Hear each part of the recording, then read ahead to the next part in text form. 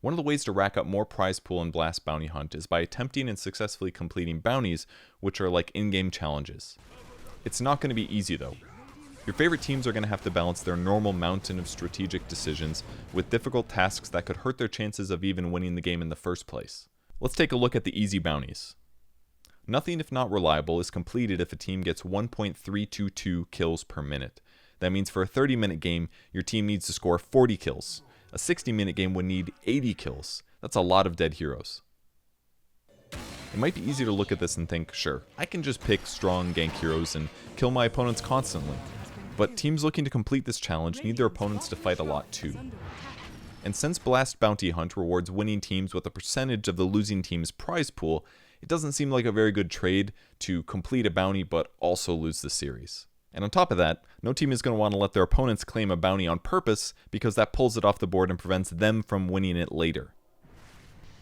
If this bounty gets picked, I think it's likely that we'll see evenly skilled teams fight constantly in less than ideal situations. But once we get into the late game when one team has an advantage, teams are going to have some sabotage options. The losing team can try to limit their deaths and drag out the game for as many minutes as possible. Think split pushing and careful base turtling. For example, say someone lets Team Secret score 40 kills by 25 minutes. Team Secret only gets the bounty if the game ends within 5 minutes. If you can drag that out with split pushing, or even by hiding your heroes across the map, and hoping that they can't throw you in 5 minutes, then Secret won't be able to score the bounty. The VIP bounty is pretty straightforward. To complete it, you have to keep one member of your team alive for the duration of the entire game. We need to see a fat 0 on their scoreboard at the end of the game.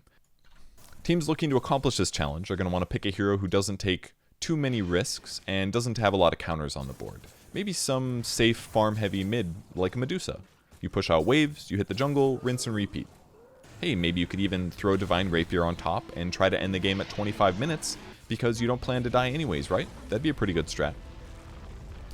Now, we've all seen games where some pro player plays out of his mind for an entire game with near perfect focus, but when your opponents know that's the goal, it's not going to be as easy. They might be more willing to give up some safe farm time to smoke their whole squad and cross the map to break your goal. Every moment that pro players deviate from ideal play reduces their chance to win the game. If they avoid joining the team fight because they're worried that they might die, then their team's not going to get back up and they're probably going to lose the fight. And if they lose the fight, maybe it's going to be a lot harder to win the game in the end. To complete an eye for an eye, a team must destroy 12 of their opponent's observer wards throughout one game. Getting D wards in the first place isn't easy, so 12 is a really big hill to climb. But frankly, as a support player, this is probably my dream world. A whole team working together to buy and place sentries. Think of how fat Ogre Magi is going to be from 12 observer wards, on top of the Tomes of Knowledge. There's going to be gems flying around, Invis Heroes, Shadowblades, Glimmer Capes. They're just not going to be useful in this game. Or it could be the flip side, every team's nightmare. What's that, 11 already? Well, there's no damn way I'm letting OG win any more prize money. Those guys are rich enough. And now for the rest of the game, you only get to plant your observer wards like mango trees. The What's Mine is Mine bounty is a really cool bounty if you're as psychotic about controlling one area of the map as Slax is.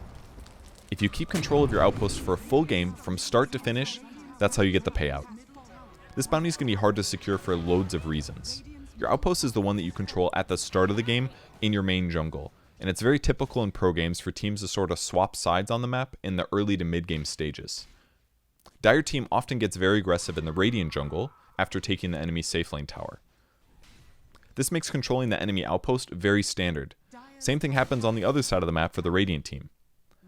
Unless you dumpster all 3 lanes, keeping the enemy team really far behind will leave you with more map control, and it's going to make it a lot easier for you to complete this bounty. But even with that advantage, one teamfight loss, even in an otherwise easy game, will buy them time to cross the map and steal your outpost. Not to mention them doing it at some random point in the game with a smoke. A Radiant team taking Roshan, for example, almost certainly guarantees that they lose their jungle outpost unless they only Rosh after winning a huge fight. So if you want to force teams to avoid playing by the regular playbook while completing their bounty, then this is the bounty for you.